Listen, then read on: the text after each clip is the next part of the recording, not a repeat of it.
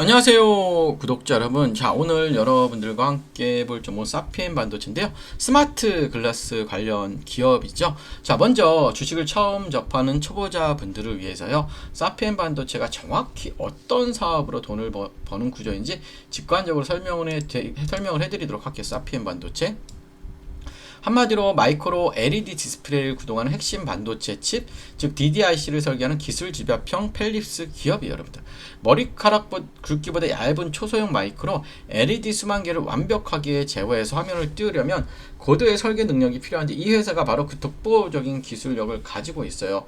현재 매출 구조는 글로벌 빅테크 기업들과의 맞춤형 시제품 개발 계약, 즉 NRE 이거요. NRE 확대예요. NRE 매출을 중심으로 일어나고 있습니다. 앞서 말씀드린 기술 융합의 흐름과 연결해보면, 이 회사는 단순한 부품 제조사가 아니라 미래형 XR 글래스와 웨어러블 로봇 디바이스에 들어가는 초전력 초고화질 눈을 제어하는 반도체 엔진을 만들어 돈을 버는 기업이라고 이해하시면 될 것 같아요. 그럼 최근 주가가 굉장히 급등을 했었죠. 지금 조정이 된 상태인데, 자, 여러분들 최근 주가에 가장 큰 영향을 준 메인 뉴스는 바로 뭐예요? 글로벌 빅테크 주문형 반도체 개발 계약 확대 및 올해 하반기 본격 양산 개시 소식이에요. 글로벌 AR 글래스 시장이 커지면서 북미와 아시아의 대표적인 빅테크 기업들이 사피엔 반도체의 독보적인 MIP 픽셀 메모리 결합 구조 설계 기술을 채택하기 시작한 겁니다. 긍정적인 해석을 보자면, 단순 연구 개발 단계가 아니라 올해 하반기부터 실제 양산용 제품 공급 매출이 시작된다는 점이죠.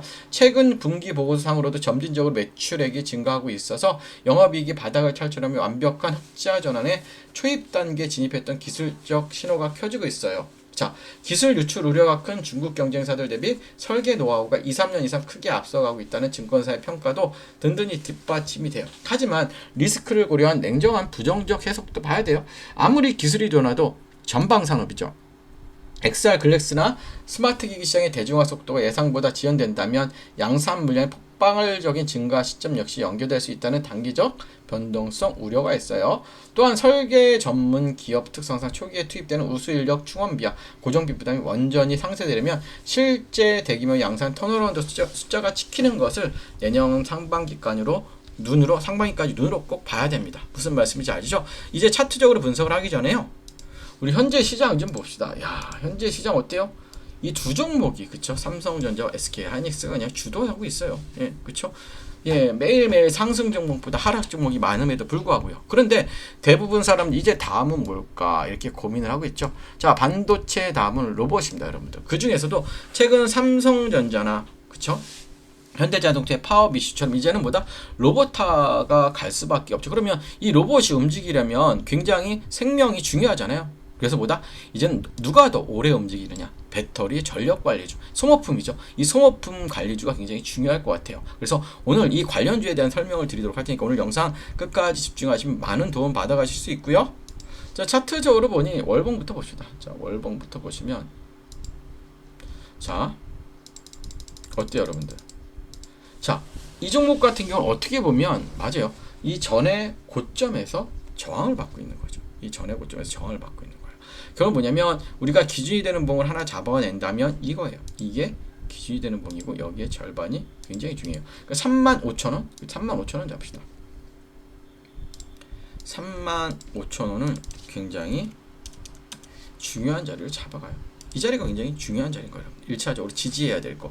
좀 이탈을 해도 괜찮아요. 그리고 중요한 건 뭐냐면, 얘가 쭉 떨어졌기 때문에 정말 바닥은 어딜까요? 이게 여기에 저점, 절반. 그럼보다 4만원이라는 가격대가 안착이 돼요. 결국 뭐냐면, 저 같으면 이 4만원이라는 가격대를 굉장히 중요한 가격대로 보고 싶어요. 4만원이라는 가격대. 여기가 확실히 안착했을 때 굉장히 좋은 흐름이 나옵니다. 그러니까 오늘 지금 여러분들 바닥이니까 사야지 보다는 적어도 4만원이라는 가격대가 왔을 때 여러분들이 집중적으로 공략을 하신다면 아마 좋은 방향성으로 매수하셔도 될 것 같아요. 자, 여러분들, 사피엔 반도체는 단순히 차트가 이쁘다거나 반도체 테마라서 잡는 그런 종목이 아니죠. 이 종목의 진짜 가치는 글로벌 빅테크 기업들과 맺고 있는 시크릿 계약들이 언제 대규모 매출 공시로 터져 나오느냐에 달려 있어요.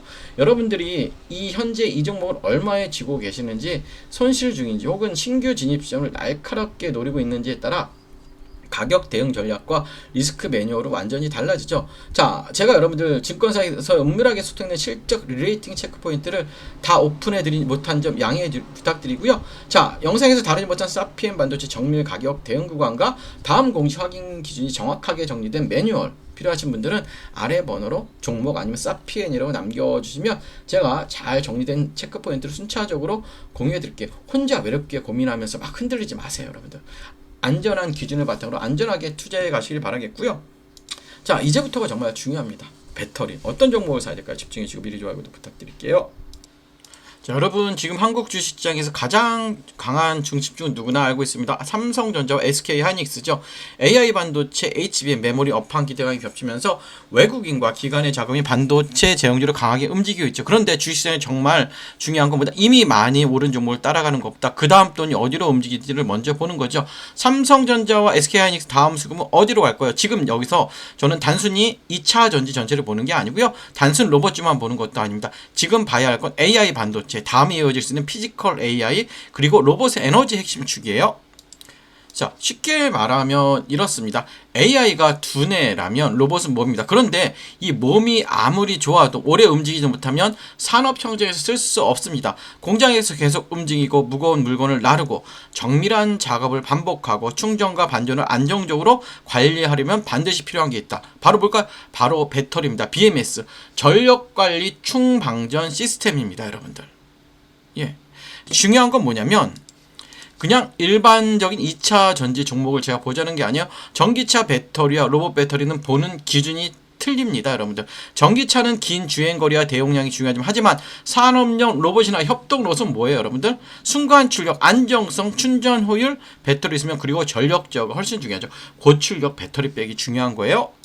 그래서 제가 여러분들께 관심 있게 보는 쪽보다 단순 배터리 셀보다 로봇의 배터리를 안전하게 관리하고 전력을 효율적으로 나눠주고 충전과 방전을 제어하는 핵심 부품 쪽이에요, 여러분들. 쉽게 말해 로봇의 배터리가 심장이라면 BMS와 전력 관리는 그 심장이 안정적으로 뛰게 하는 제어 장치죠. 대부분 투자자들은 로봇주라고 하면 로봇팔, 로봇 완성품, 자동화 장비만 먼저 보죠. 물론 그쪽도 중요하긴 해요. 하지만 실제 산업이 커질 때 조용히 같이 따라받는 건 배터리 관리, 전력 제어, 그쵸?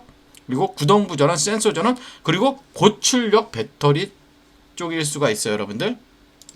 또 여기에 최근에 삼성전자, 카카오의 파업 이슈, 그쵸? 자동차 업계의 파업 이슈, 인건비 부담, 공장 자동화, 미국 생산기지 투자, 현대차 그래 로봇 투자 흐름까지 겹치면 시장은 다시 자동화와 로봇 밸류체인을 볼 수밖에 없어요. 물론 오해하시면 안 돼요. 파업 이슈가 나왔다고 해서 무조건 로봇주가 오른다는 뜻은 아닙니다. 파업은 단기 뉴스. 하지만 자동화 투자는 보다 중장기 흐름이에요. 자동화 투자는. 기업들은 생산 차질을 줄이고 인건비 부담을 낮추고 공장 효율을 높이는 방향을 계속 고민할 수밖에 없죠.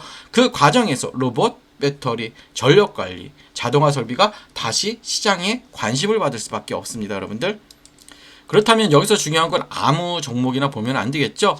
테마 안에서 조건이 필요하죠. 자, 로봇 또는 자동화 산업과 연결될 수 있는 실제 사업 구조를 가지고 있어야 되고, 둘째, 배터리나 전력 관리 쪽에 단순 기대감이 아니라 실제로 매출 연결 가능성이 있어야 하고, 셋째, 최근 주가가 이미 과열된 상태인지 아니면 조정 이후 다시 관심을 받을 수 있는 위치인지를 확인해야 되고요. 저는 여기서 차트도 굉장히 중요한 겁니다.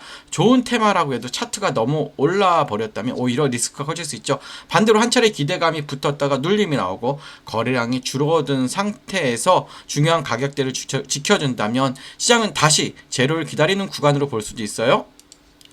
그래서 봐야 할 건 세 가지죠. 첫째, 21선 부근을 잘 회복하는지, 그리고 61선이나 주요 매물대에서 지지가 나오고, 셋째, 거래량이 감소한 눌린 구간인지 아니면 수급이 빠지는 하락인지. 주가가 빠졌다고 무조건 나쁜 건 아닙니다. 중요한 건 어떤 거래량이 빠졌는지, 어떠한 가격대에서 멈췄는지, 그리고 외국인과 기관 수급이 다시 돌아오는지예요. 특히 이런 테마성 종목 뉴스만 보고 접근하면 위험하죠. 반드시 확인해야 하는 건 외국인 수급, 기관 수급, 거래량, 그리고 뉴스가 실제 사업으로 이어지는지 보셔야 되고요.